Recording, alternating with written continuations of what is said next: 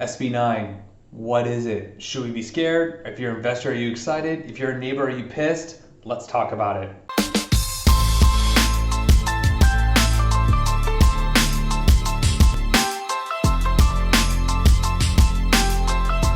Okay, SB9, Senate Bill 9, basically states you can take a single family lot, do a lot split, and add up to 2 units per property. So right now, for most residential lots, you can do a single family house and an accessory dwelling unit.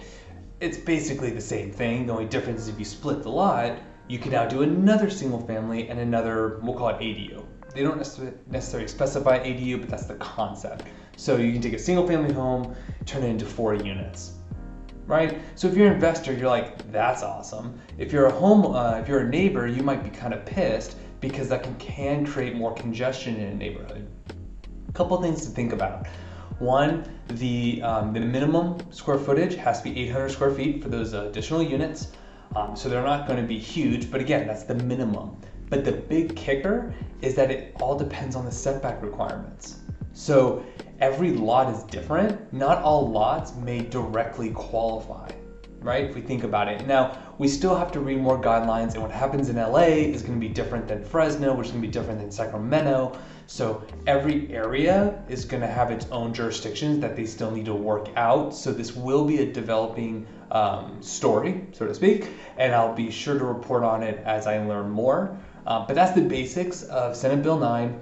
Personally, am I happy with it? You know, we have a shortage of housing. We really do. It's over 500,000 units that we're short.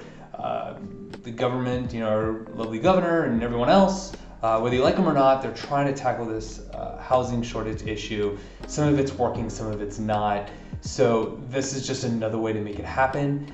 You could also argue there are people who bought their homes decades ago. They were blue-collar workers, middle-class workers. They can't even afford the neighborhood they live in. So this gives them an opportunity to potentially make some additional income for themselves. Especially as we all know, Social Security is kind of going away at some point, and it may be going away sooner than we think. So we need to start thinking, how can we retire? How can we set ourselves up to make sure we're financially just okay? We're not even saying financially great, just financially okay to finish out the rest of our years. So I'd love to get your thoughts on SB9. We can talk about SB10 and others in other videos. Feel free to comment below, share with your friends. Don't forget to subscribe or follow depending on where you're watching this. And you guys have a great rest of your week.